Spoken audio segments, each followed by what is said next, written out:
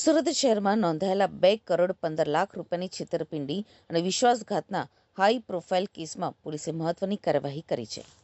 ફરિયાદના આધારે પોલીસે આરોપી પુરુષોત્તમ ચૌધરીની ધરપકડ કરી કાયદેસરની કાર્યવાહી હાથ ધરી છે.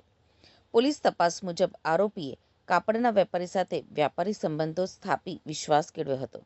ત્યારબાદ વિવિધ વેપારી વ્યવહારોના બહાને અંદાજે 2.15 કરોડ રૂપિયાની છેતરપિંડી અને વિશ્વાસઘાત કર્યો હોવાનો આરોપ છે.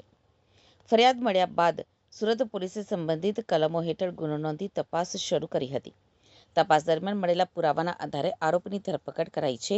પુરુષોત્તમ ચૌધરી મુંબઈના મહિલા IPS અધિકારીના પતિ હોવાના કારણે આ કેસ ચર્ચાનો વિષય બન્યો છે.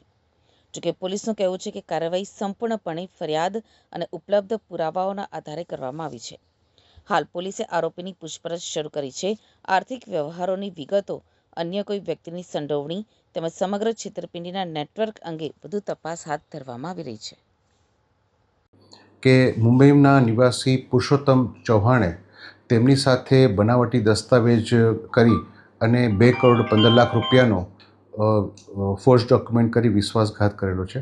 આ અનુસંધાને તપાસ કરતાં પુરુષોત્તમ ચૌહાણે પોતે મુંબઈમાં દાદરમાં જે ફ્લેટની સ્કીમ છે એ ફ્લેટ પોતે સસ્તા ભાવે આપી અને તેને એક સારો ફ્લેટ આપશે એવી વાત કરી અને ફરિયાદી પાસેથી 2,15,00,000 રૂપિયા પોતે લઈ લીધા અને એને ફ્લેટના દસ્તાવેજ પણ આપેલા.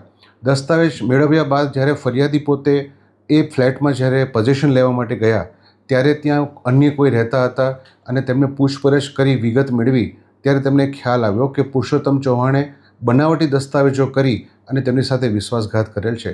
જે અનુસંધાને અમોએ આ પુરુષોત્તમ ચૌહાણમાં વિરુદ્ધમાં બીજી વખત ગુનો દાખલ કરેલો છે. આ અગાઉ પણ એણે આ જ પ્રકારનો એક ગુનો આચરેલો છે. મુંબઈમાં પણ